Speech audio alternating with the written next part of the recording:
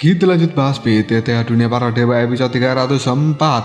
Oke lah, nggak usah banyak mangming, kita langsung masuk aja ke pembahasan.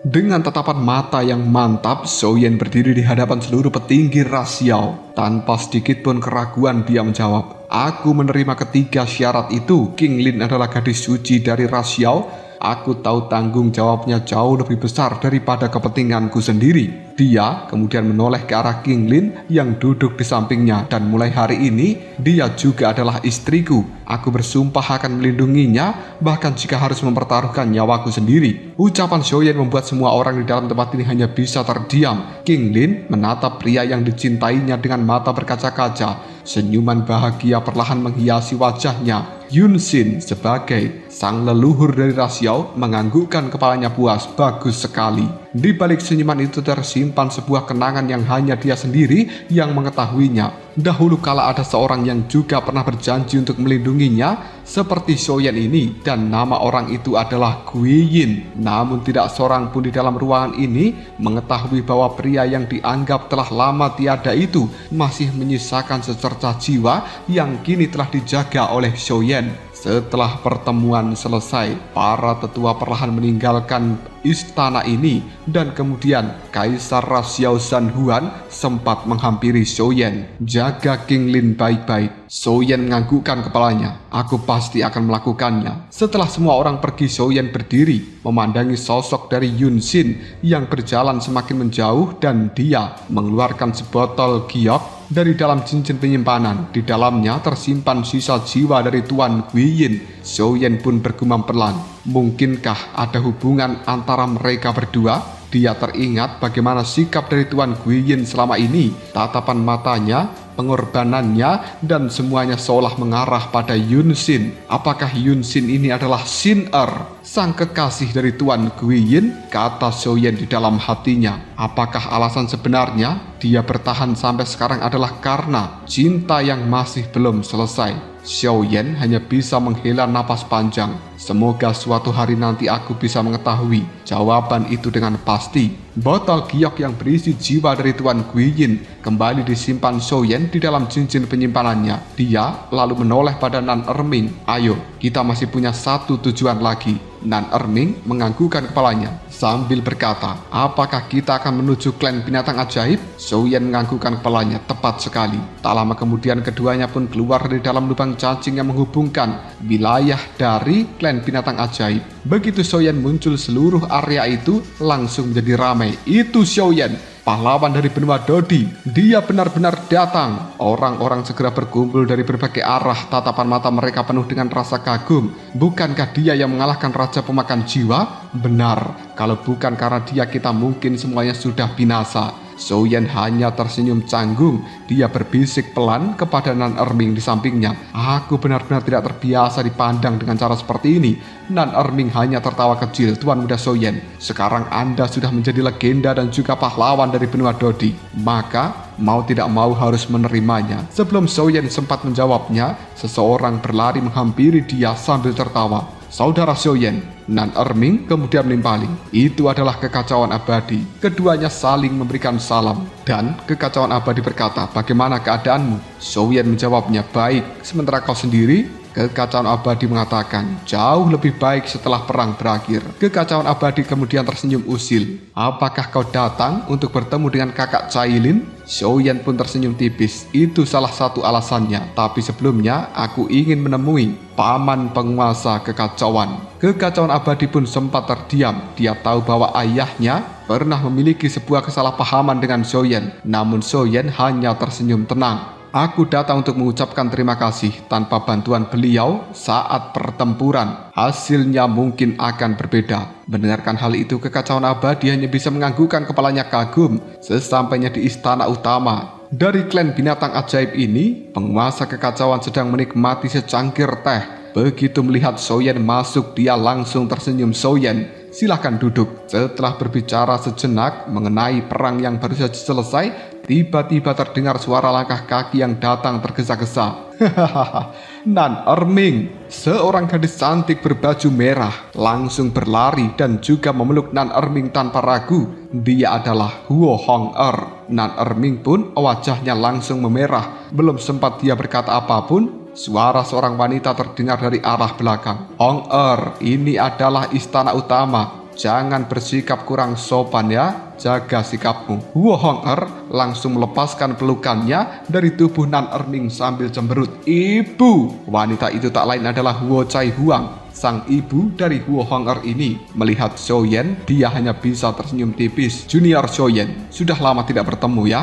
Zhou Yan pun segera membungkukkan badannya dan memberikan hormat. "Salam senior Huo Cai Huang." Penguasa kekacauan juga mengatakan, "Zhou Yan, aku dengar ada sesuatu yang ingin kau bicarakan." Zhou Yan pun menganggukkan kepalanya, "Benar. Tapi sebelum itu izinkan aku mengucapkan terima kasih terlebih dahulu. Kalau bukan karena bantuan dari paman, penguasa kekacauan Batian, dan juga senior Huo Cai Huang, ketika perang berlangsung, aku mungkin tidak akan bisa berdiri di dalam tempat ini hari ini."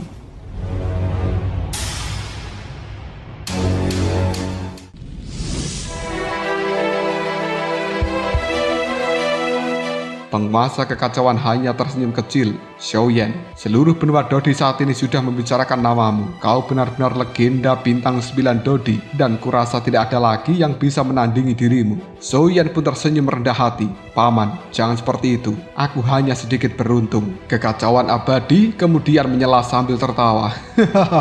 "Saudara Zhou Yan, kau terus merendah seperti itu sejak dulu. Kami semuanya benar-benar jadi malu."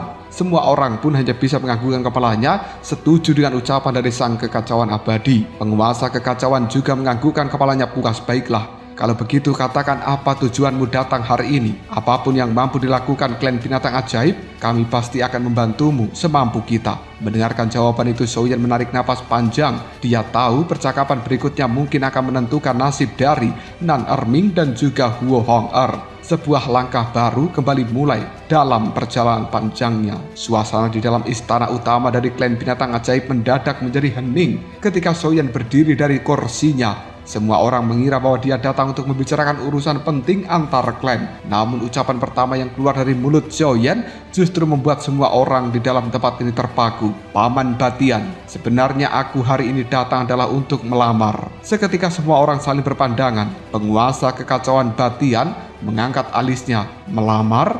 Melamar siapa?" Kekacauan abadi sampai tersedak. "Jangan bilang kau datang untuk melamar kakak Cailin lagi." Wajah Zhou Yan langsung memerah. "Bukan, Cailin kan istriku, kenapa harus kulamar lagi? Lamaran ini bukan untuk aku sendiri." Dia buru-buru melihat pada Nan Erming sambil berkata, "Aku datang untuk melamar mewakili Nan Erming." Semua orang yang berada di dalam istana ini pun langsung melihat pada Nan Erming dan juga Huo Hong-er yang berdiri berdampingan. Pipi dari Huo Hong-er seketika memerah, sementara Nan Erming hanya bisa menggaruk kepalanya pelan dengan gugup. Paman Batian, sang penguasa kekacauan pun tersenyum kecil. "Oh, kalau begitu keputusan ini bukan berada di tanganku ya.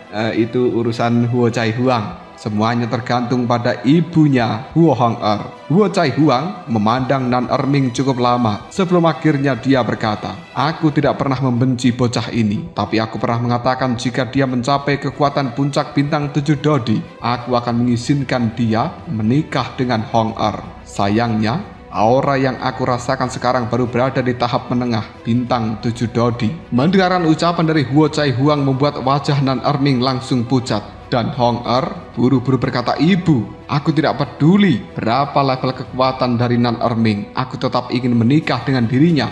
Huo Cai Huang menggelengkan kepalanya tegas. "Hong-er, ini bukan saatnya bagi dirimu untuk bersikap manja. Jaga sikapmu." Gadis cantik itu hanya bisa menundukkan kepalanya sambil menggigit bibirnya sendiri. Tatapan matanya penuh dengan harap mengarah pada Zhou Yan. Melihat situasi ini, Zhou Yan tersenyum tipis. "Senior Huo Cai Huang, apakah syaratnya hanya satu? Dan selama Nan Erming memiliki kekuatan bintang 8 Dodi, apakah Anda akan langsung menyetujuinya?" Semua orang pun langsung menoleh pada Zhou Yan. Penguasa kekacauan tampak kebingungan. Nan Erming sendiri juga tidak mengerti maksud dari perkataan Zhou Yan itu. Namun Zhou Yan hanya berkata singkat, "Nan Erming, tunjukkan pada mereka semuanya. Nan Erming pun menganggukkan kepalanya pelan. Perlahan dia menutup matanya dan sesaat kemudian mata itu terbuka kembali. Pupil mata hitam dari seorang Nan Erming langsung berubah menjadi warna putih sebening kristal. Rambut hitamnya juga perlahan berubah menjadi warna merah menyala. 2 tanduk muncul di dahinya. Aura yang sebelumnya tenang tiba-tiba melonjak dengan dahsyat.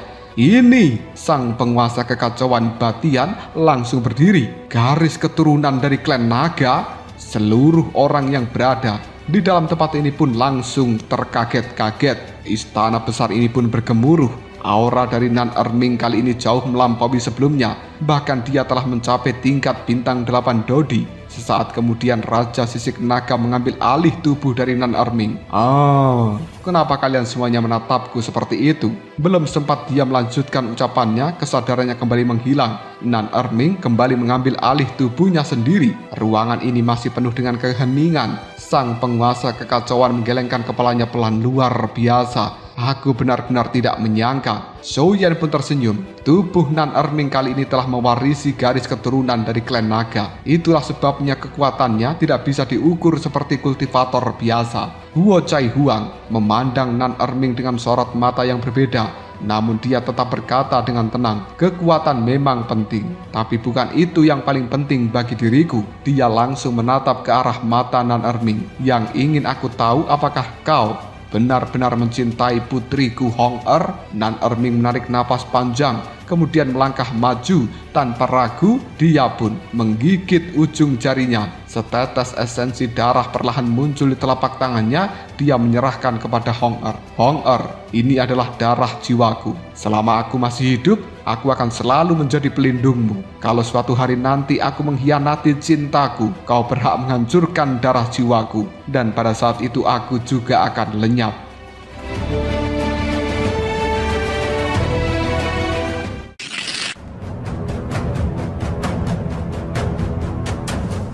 Air mata langsung mengalir di pipi dari Huo Hong Er. Belum sempat dia menerima darah jiwa itu, Huo Cai Huang tiba-tiba mengibaskan tangannya. Dan setetes darah itu berpindah ke tangannya. Semua orang pun terkejut. Huo Cai Huang menggenggam darah jiwa dari Nan Erming erat-erat. Kalau begitu biarkan aku saja yang menyimpannya. Jika kau berani membuat putriku menangis, maka aku sendiri yang akan menghancurkan darah jiwamu. Nan Erming sempat terdiam. Lalu detik berikutnya dia tersenyum lega sambil menganggukkan kepalanya. Terima kasih banyak, Bibi Cai Huang. Zhou Yan langsung tertawa. Erming, kau masih memanggil ibu mertuamu dengan sebutan Bibi? Nan Erming baru menyadari ucapannya. Dengan wajah memerah dia membungkuk lagi. Baiklah ibu. Huo Cai Huang akhirnya tersenyum hangat. Mulai hari ini kau adalah menantuku dan kau juga anakku. Huo Hong Er langsung memeluk erat ibunya. Terima kasih ibu. Aku tahu bahwa ibu adalah wanita terbaik dan juga tercantik.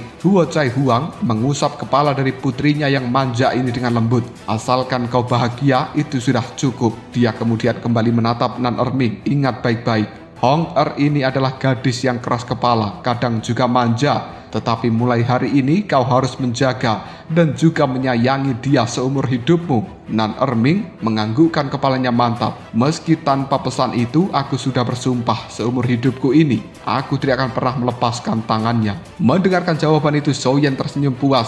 Satu lagi janji telah ditepati dan satu lagi pasangan akhirnya dipersatukan. Di tengah tawa serta air mata kebahagiaan, semua orang tahu bahwa setelah melewati begitu banyak pertempuran, akhirnya mereka bisa menikmati sesuatu yang jauh lebih berharga. Kebahagiaan bersama dengan orang-orang yang mereka cintai. Suasana di dalam istana utama dari klan binatang ajaib kali ini telah penuh dengan senyum bahagia setelah lamaran dari Nan Erming diterima oleh Huo Cai Huang. Zhou Yan tersenyum puas, lalu dia kembali menatap Huo Cai Huang sambil mengatakan, Senior Huo Cai Huang, kalau begitu pernikahan Nan Erming dan juga Huo Hong Er aku serahkan sepenuhnya kepada Anda. Silahkan memilih hari yang terbaik. Huo Cai Huang menganggukkan kepalanya pelan. Baiklah, mulai hari ini Nan Erming adalah bagian dari keluarga kami. Di sampingnya, Huo Hong Er langsung memeluk Nan Erming dengan wajah berseri-seri. Nan Erming sendiri masih tampak tidak percaya. setelah perjuangan panjang yang dia lalui akhirnya membuahkan hasil. Setelah berpamitan, Nan Erming memilih tetap tinggal di dalam klan binatang ajaib untuk membantu mempersiapkan pernikahan mereka. Sementara itu Soyen masih memiliki satu tujuan lain. Dia berjalan menuju tempat dari Cailin yang sedang menjalani kultivasinya. Kabut tipis telah menyelimuti lembah yang sunyi itu. Tidak lama kemudian sosok Anggun perlahan muncul dari balik kabut. "Itu kau," ucap Cailin sambil tersenyum tipis. "Apa yang telah membawamu kemari?" Tanpa banyak bicara, Soyen langsung memeluk istrinya. "Apakah tidak boleh aku datang? Karena aku merindukan dirimu." Cailin hanya bisa mendengus. "Pernikahanmu tinggal beberapa hari lagi. Berapa banyak wanita lagi yang ingin kau nikahi?" Soyen tersenyum canggung. Itu adalah pertanyaan yang sulit untuk dijawab. Tatapan mata Cailin langsung berubah tajam. Soyen buru-buru mengangkat kedua tangannya. Aku janji. Ini adalah pernikahan terakhirku." Cailin menyipitkan matanya dan mengucapkan, "Semoga saja kau tidak melupakan kata-katamu ini." Cailin sebenarnya tidak marah karena jumlah istri Soyen sangat banyak. Yang dia khawatirkan hanyalah hati Soyen yang akan semakin terbagi dan juga berubah. Soyen memahami kecemasan dari Cailin. Dia kemudian menggenggam erat tangan dari istrinya ini sambil berkata, "Cailin, tenanglah, aku tidak akan pernah mengecewakan dirimu." Suasana pun kembali menghangat. Setelah menghabiskan waktu bersama, Soyen akhirnya berpamitan. Masih ada satu urusan penting yang harus dia selesaikan. Beberapa saat kemudian Soyen tiba di wilayah dari ras manusia. Begitu berdiri di depan istana megah dari kaisar ras manusia, dia pun langsung terpukau. Benar-benar luar biasa. Sungguh istana yang sangat megah. Istana dari ras manusia memiliki pilar-pilar raksasa yang menjulang tinggi ke arah langit. Permukaannya bahkan dihiasi oleh inti sihir dan juga kristal berharga yang memantulkan cahaya ke berbagai penjuru. Bahkan juga ada danau di halaman istana yang penuh dengan tanaman obat langka. Soyen menggelengkan kepalanya sambil tersenyum. Jika melihat kekayaan seperti ini, rasanya sayang kalau aku tidak meminta lebih banyak bantuan dari Kaisar Ras Manusia Shen Songfan. Begitu Soyen memasuki istana, para pengawal juga para pejabat segera memberikan hormat. Salam untuk pemimpin klan Xiao. Soyen pun hanya tersenyum sambil menganggukkan kepalanya. Salam juga. Soyen tak lama kemudian kembali melanjutkan perjalanannya dan seorang wanita cantik berjalan menghampirinya. "Tuan muda Soyen." Wanita cantik itu tersenyum dengan cara anggun dan memperkenalkan dirinya. "Aku adalah Su Yue dan Kaisar Ras Manusia sudah lama menunggu Anda." Soyen pun menganggukkan kepalanya sopan. "Kalau begitu, antarkan aku bertemu dengan dia." Su Yue hanya bisa menganggukkan kepalanya. Dan sepanjang perjalanan ini, Su Yue terus memperhatikan bahwa tatapan mata Soyen tetap tenang. Padahal selama ini hampir semua pria yang bertemu dengan Su Yue ini akan selalu kehilangan fokusnya. Dia tersenyum kecil. "Tuan muda Soyen, Anda benar-benar berbeda." Soyen hanya tersenyum tipis tanpa menjawab. Mereka terus berjalan melewati aula yang sangat luas ini. Setelah beberapa saat, Soyen mulai menghela nafas. Istana ini terlalu besar. Berjalan kaki rasanya sangat melelahkan. Su Yue tersenyum dan meminta maaf. Di dalam tempat ini peraturan dari Kaisar Ras Manusia melarang siapapun terbang. Jadi mungkin Anda harus bersabar.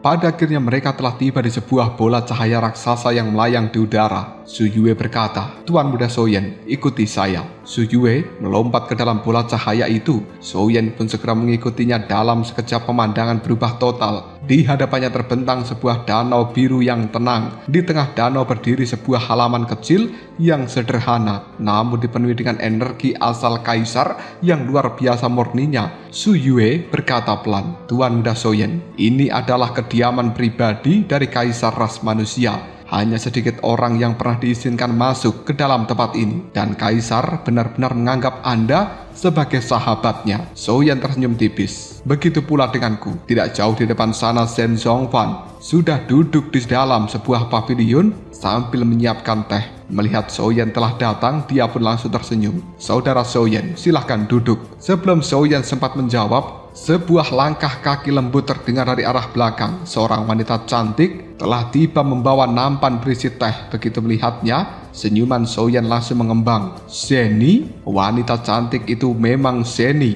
dan dia perlahan berjalan mendekat. lalu berkata lembut, "Ayah."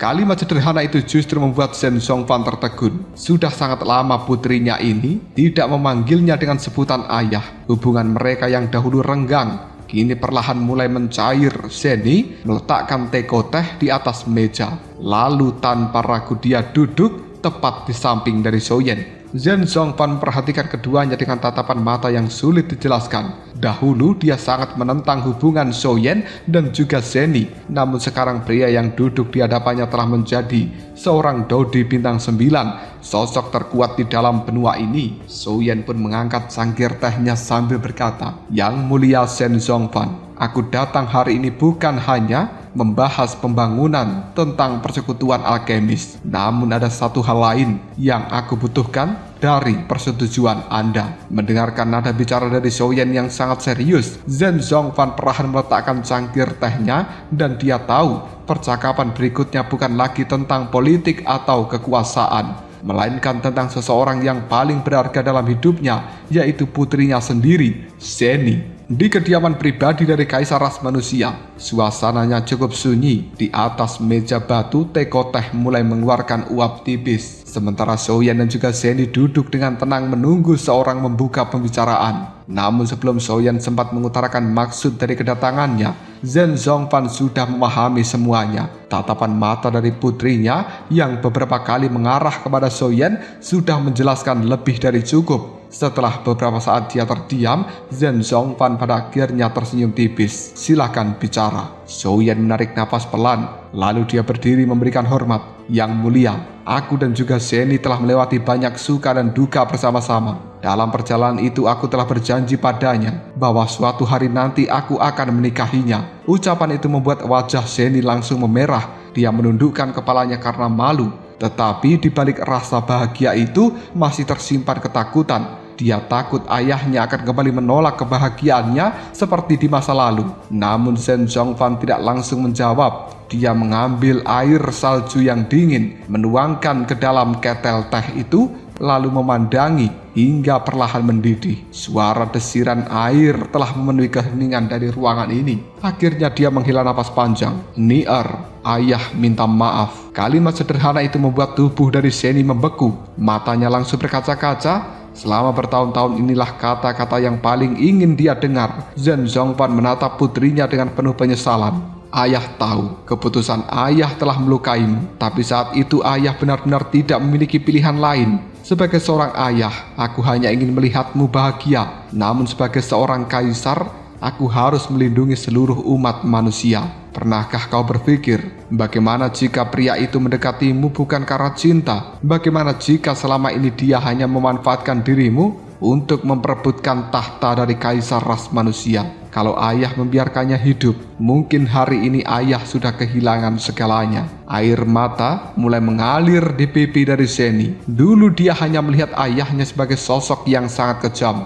Tetapi saat ini dia mulai memahami beban yang harus dipikul oleh seorang penguasa. Tahta yang megah ternyata dibangun di atas begitu banyak pengorbanan. Setelah terdiam cukup lama, Zhenny akhirnya tersenyum tipis. "Ayah, aku tidak lagi menyalahkan dirimu." Mendengarkan jawaban ini, mata dari Zhen Zongfan pun langsung berbinar. Dia bangkit dari tempat duduknya, kemudian memeluk putrinya erat-erat. Untuk pertama kalinya setelah sekian lama, hubungan antara anak dan juga ayah yang telah lama retak akhirnya kembali disatukan. Soyen yang menyaksikan semua itu hanya bisa tersenyum lega. Baginya, inilah tujuan sebenarnya dari kedatangan Soyen hari ini. Bukan sekedar meminta restu, melainkan menyembuhkan luka yang telah bertahun-tahun tersimpan di dalam hati Zhenny. Setelah suasana kembali tenang, Zhenny mengusap air matanya dengan pipi yang masih memerah. Dia berkata pelan, "Ayah, kalau begitu apakah ayah merestui pernikahanku dengan Soyen?" Zhen Zongfan melirik putrinya, lalu dia memandang Soyen sambil menggelengkan kepalanya pelan.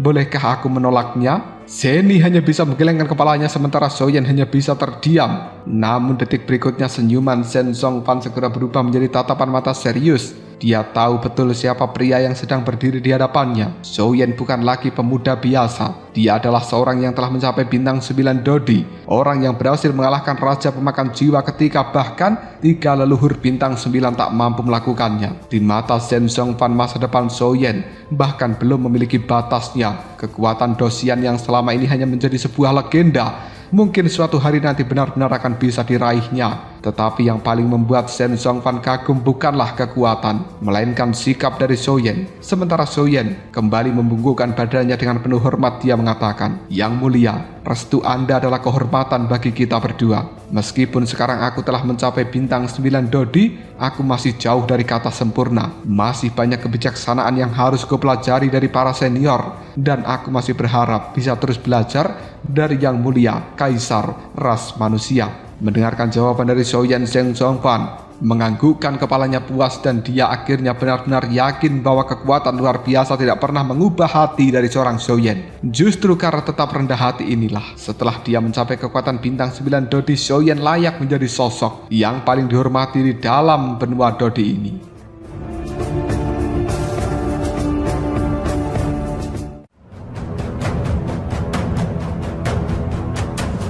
Lalu apakah yang akan terjadi selanjutnya? Setelah mendapatkan restu dari Shen Zhongfan, kapan pernikahan dari Souyen juga Zeni akan dilaksanakan? Jika kalian penasaran, tunggu aja jawabannya di next video. Koprol Shop.